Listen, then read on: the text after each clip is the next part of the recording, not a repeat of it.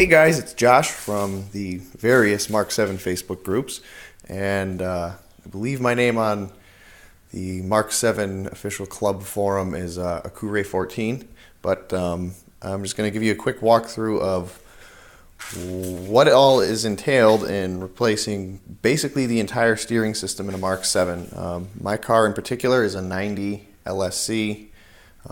So there are a few differences depending what trim level you have. The Bill Blast will have, I believe, a non-high ratio rack in it.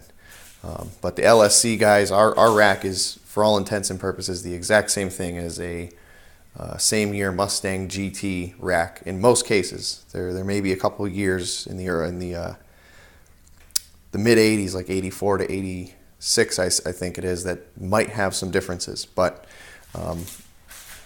this should give you a good idea of what you want to look for. So here we've got a remanufactured rack.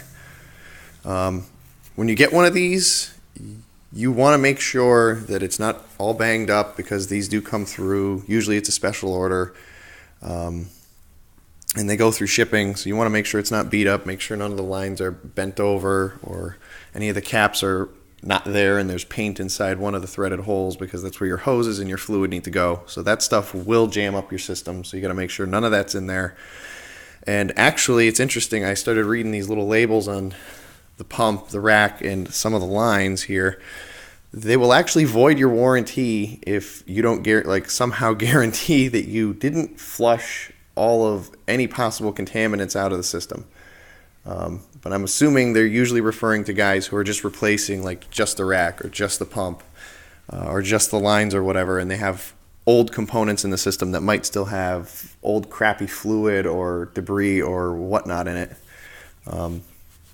So take a look at that stuff. Make sure you know what the terms of the warranties are, because these aren't typically pocket change items for most of us.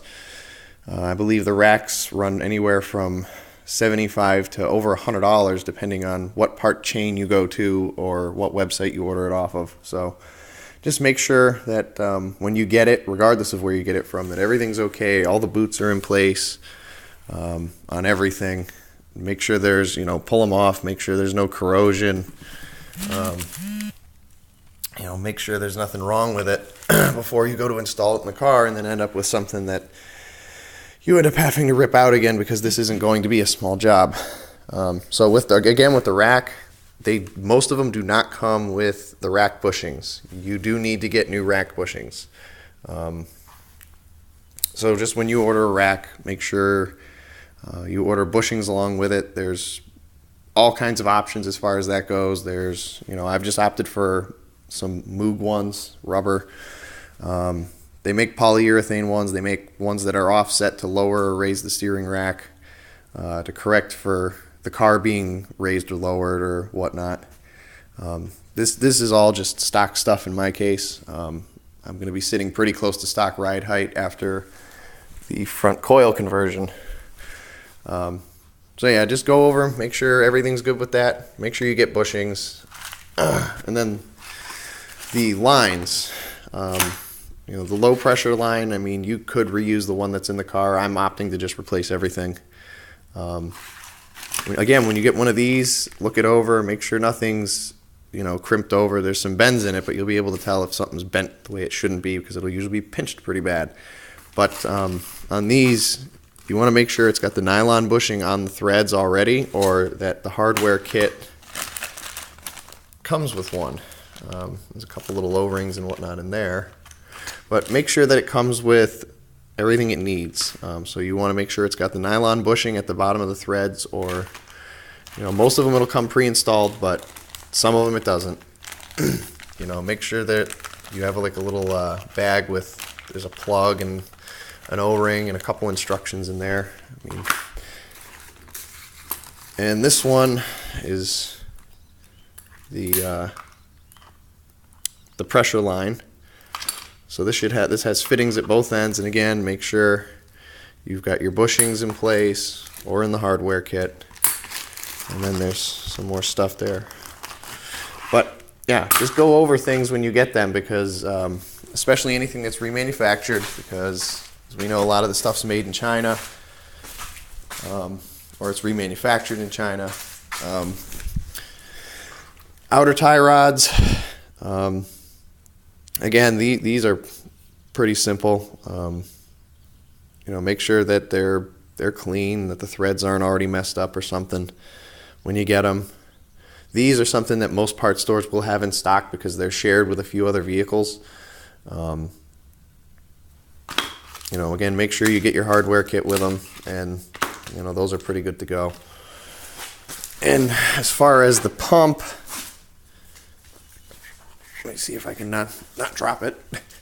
You're going to want to try to get one with the reservoir and everything already on it. They'll pull them up in the parts store computers, and they'll be like, "Oh, we've got this one for $35." Well, it's got no reservoir on it, and that's not always an easy task to replace one of those. So, and they're going to come with no pulley on them, so you will need to get a power steering pulley pump pulley kit. Jesus.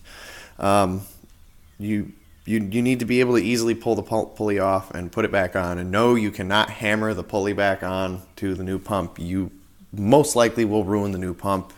Ask me how I know. Ruined a few.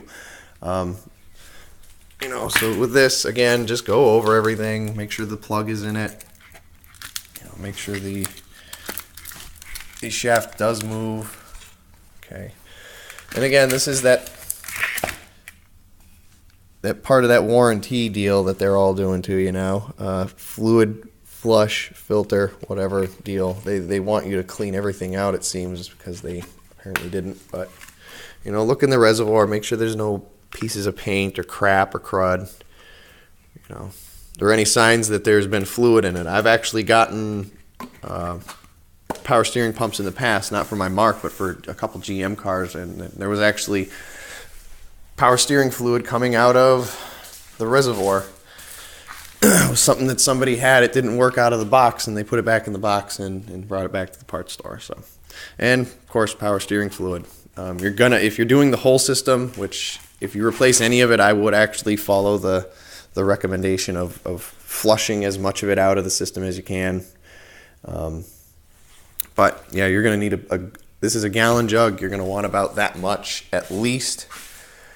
So that's pretty much everything. Like I said, just be careful where you order stuff from. If you have any questions, don't be afraid to ask on any of the social media avenues. There's a few of us on there who've been around the block a few times on many parts throughout these cars and others. So we can kind of give you an idea what you need to look for. We might even be able to help you with part numbers, although those are actually going to be pretty easy to find. Most of the part store stuff, nowadays they can change over. They can actually take a part number from one store and cross it over to a whole different chain of stores in some cases. Or even, if you give them a Motorcraft part number, they can still find you stuff. Now, as far as a remanufactured rack, I would try to find one that's a remanufactured Motorcraft and not a remanufacture of, a knockoff that somebody put in their car 20 years ago. And it lasted all this time and it broke. They sent it over to China. They rebuilt that, and it's not a Ford piece at all. This one actually has had its numbers ground off and everything. There's flat spots in places, so who knows? But yeah, try to find something that's Motorcraft if at all possible. In any case, and these bushings, if they're not there. Most part stores don't know what the heck to find these under, and I haven't really bothered to spend the time trying to get them to figure it out. I've found it in the end just easier to go to a local Ford dealer. They're cheap. You can pick up. I think last time I bought any was a couple years ago, and they were maybe $1 a piece, if that. So I mean, call around to your Ford dealers if you really need one of these. They usually have them in stock. They'll usually have like a bunch of little baggies of them. But it's good insurance if you ever have a problem with the power steering system, or just something to have on the shelf just in case. They're cheap. They're cheap as hell. So I remember last time I went, I bought a whole fistful of them. I think I got like 12 of them for like not even $10. So worthwhile insurance. But that is the entire power steering system, what it looks like, all new or remanned components out of the car. Before I start tearing into anything, I just wanted to get that for everybody before it all gets dirty and gross and I'm no longer in the mood to do any of this. Have a good weekend.